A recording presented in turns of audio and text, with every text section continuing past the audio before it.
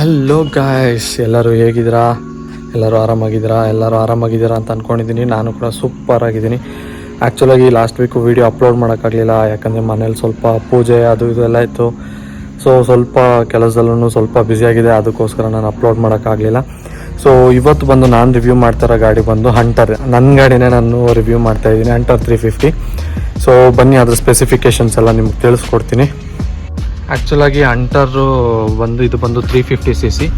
So ಇದು ಬಂದು maximum power ಬಂದು 20.4 PS ಪವರ್ನ ಪ್ರೊಡ್ಯೂಸ್ ಮಾಡುತ್ತೆ. ಮತ್ತು ಮ್ಯಾಕ್ಸಿಮಮ್ ಟಾರ್ಕ್ ಬಂದು 27 ನ್ಯೂಟನ್ ಮೀಟರ್ ಟಾರ್ಕ್ನ ಪ್ರೊಡ್ಯೂಸ್ ಮಾಡುತ್ತೆ. ಇದು ನೋಡಿ, ಆ್ಯಕ್ಚುಲಾಗಿ ಸೊ ನಾರ್ಮಲ್ ನಮ್ಮ ಕ್ಲಾಸಿಕ್ಕಿಂದ ಒಂಥರ ಯೂನಿಕ್ ಡಿಸೈನ್ ಇತ್ತು. ಸೊ ಅದಕ್ಕೋಸ್ಕರ ನಾನು ಈ ಗಾಡಿನ ತೊಗೊಂಡಿದ್ದು. ಆ್ಯಕ್ಚುಲಾಗಿ ನನಗೆ ಇದ್ರ ಪ್ರೈಸ್ ಬಂದು ಹತ್ತತ್ರ 228 ಚಿಲ್ಲರೆ ಸಮಥಿಂಗ್ ಆಯಿತು. ಸೊ ಈ ಗಾಡಿ ಬಗ್ಗೆ ಮಾತಾಡೋದಾದರೆ, ಇದು ಫ್ಯೂಲ್ ಕೆಪಾಸಿಟಿ ಬಂದು 13 ಲೀಟರ್ ಫ್ಯೂಲ್ ಕೆಪಾಸಿಟಿ.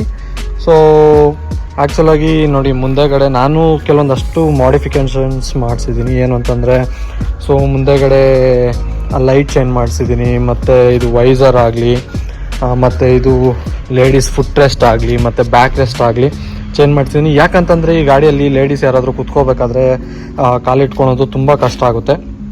ಮತ್ತು ಹಿಂದೆಗಡೆನೂ ಅಷ್ಟೇ, ಒಂದು ಓವರ್ ಸ್ಪೀಡ್ ಮಾಡಬೇಕಾದ್ರೆ ಹೈವೇಸಲ್ಲೆಲ್ಲ ಸೊ ಹಿಂದೆಗಡೆ ಎಳ್ದಂಗೆ ಆಗುತ್ತೆ. ಅದಕ್ಕೋಸ್ಕರ ನಾನು ಹಿಂದೆಗಡೆ ಬ್ಯಾಕ್ ರೆಸ್ಟ್ನ ಹಾಕ್ಸಿದ್ದೀನಿ. ಸೊ ಮತ್ತು ಇನ್ನೊಂದು, ಈ ಡಿಜಿಟಲ್ ಕ್ಲಸ್ಟರ್ಗೆ ಬಂದರೆ ನಾವು ನೋಡ್ಬೋದು, ಆ್ಯಕ್ಚುಲಾಗಿ ಗಾಡಿ ಈಗ 6,164 ಕಿಲೋಮೀಟ್ರ್ ಓಡಿದೆ. ಸೊ ಇದು ಬಂದು ಸ್ಪೀಡೋಮೀಟರ್. ಮತ್ತು ಇದರಲ್ಲಿ ಟೈಮು, ಗೇರು, ಎಷ್ಟನೇ ಗೇರಲ್ಲಿದೆ ಗಾಡಿ ಗೇರು, ಮತ್ತು ಇದರಲ್ಲಿ ಬಂದು ಟ್ರಿಪ್ A, ಟ್ರಿಪ್ B, ಮತ್ತು ಗಾಡಿ ಏನಾದರೂ ರಿಸರ್ವ್ಗೆ ಬಂದರೆ ಟ್ರಿಪ್ F ಅಂತ ತೋರಿಸ್ತಾ ಇರುತ್ತೆ. ಸೊ ಇದಿಷ್ಟು ನೋಡಿ. ಇದರಲ್ಲಿ ನಮಗೆ ಫ್ಯೂಲ್ ಇಂಡಿಕೇಷನು, ಬ್ಯಾಟ್ರಿ ಇಂಡಿಕೇಷನು, ABS ಇಂಡಿಕೇಷನು ಎಲ್ಲ ಇರುತ್ತೆ. ಮತ್ತು ಗೇರು, ನ್ಯೂಟ್ರಲ್ಲ ಏನು ಅಂತೆಲ್ಲ ಇಂಡಿಕೇಷನ್ ಎಲ್ಲ ಇದರಲ್ಲೇ ತೋರಿಸ್ತಾ ಇರುತ್ತೆ. ಮತ್ತು ಆ್ಯಕ್ಚುಲಾಗಿ ಇದು ಬಂದು ಫುಲ್ಲು ಡಿಜಿಟಲ್ ಅಲ್ಲ, ಫುಲ್ಲು ಅನಲಾಗ್ ಅಲ್ಲ. ಇದು ಬಂದು ಸೆಮಿ, ಲೈಕ್ ಅರ್ಧ ಡಿಜಿಟಲ್ಲು ಅರ್ಧ ಅನಲಾಗ್ ಥರ ಇದು. ಸೊ ಇದು ನಾರ್ಮಲ್ ಆಗಿ ಇನ್ನೊಂದು RPM ಮೀಟರ್ ಕೊಟ್ಟಿರೋ ತುಂಬಾ ಚೆನ್ನಾಗಿರ್ತಾ ಇತ್ತು ಇದರಲ್ಲಿ. ಬಟ್ ಕಂಪ್ನಿಯವರು ಇದರಲ್ಲೂ ಸ್ವಲ್ಪ ಕಾಸ್ಟ್ ಕಟಿಂಗ್ ಮಾಡಿದ್ರು. ಅಲ್ಲಿ ಸೈಡಲ್ಲಿ ಗ್ಯಾಪ್ ಇತ್ತಲ್ಲ, ಅಲ್ಲಿ ಕೊಟ್ಟು ಅಲ್ಲಿ RPM ಮೀಟರ್ ಕೊಟ್ಟರೆ ತುಂಬ ಚೆನ್ನಾಗಿ.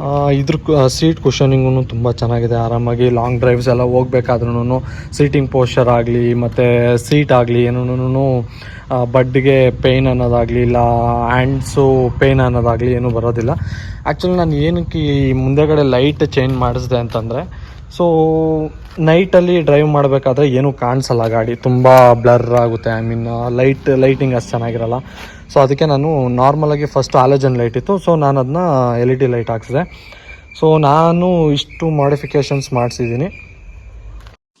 ನನಗೆ ಈ ಗಾಡಿ ಮಾಡಿಫಿಕೇಷನ್ಸ್ಗೆ ಹತ್ತತ್ರ ಒಂದು 17,000 ಏನೋ ಆಯಿತು.